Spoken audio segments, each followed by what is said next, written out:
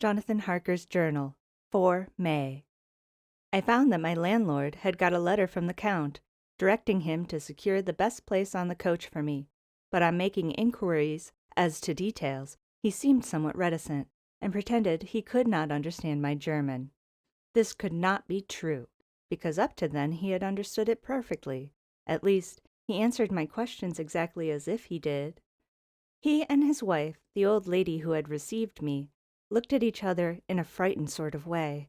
He mumbled out that the money had been sent in a letter, and that was all he knew. When I asked him if he knew Count Dracula, and could tell me anything of his castle, both he and his wife crossed themselves, and, saying that they knew nothing at all, simply refused to speak further. It was so near the time of starting that I had no time to ask anyone else, for it was all very mysterious and not by any means comforting.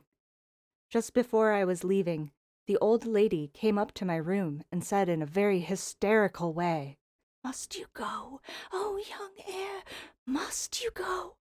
She was in such an excited state that she seemed to have lost her grip on what German she knew and mixed it all up with some other language which I did not know at all. I was just able to follow her by asking many questions.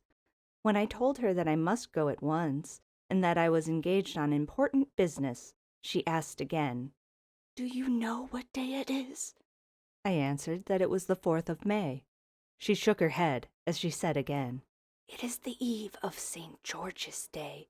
Do you not know that tonight, when the clock strikes midnight, all the evil things in the world will have sway? Do you know where you are going, and what you are going to?" She was in such evident distress that I tried to comfort her, but without effect. Finally she went down on her knees and implored me not to go, at least wait a day or two before starting. It was all very ridiculous, but I did not feel comfortable. However, there was business to be done, and I could allow nothing to interfere with it. I therefore tried to raise her up, and said, as gravely as I could, that I thanked her, but my duty was imperative, and that I must go. She then rose and dried her eyes, and taking a crucifix from her neck, offered it to me. I did not know what to do, for, as an English churchman, I have been taught to regard such things as in some measure idolatrous, and yet it seemed so ungracious to refuse an old lady, meaning so well, and in such a state of mind. She saw, I suppose, the doubt in my face, for she put the rosary round my neck, and said, "For your mother's sake," and went out of the room.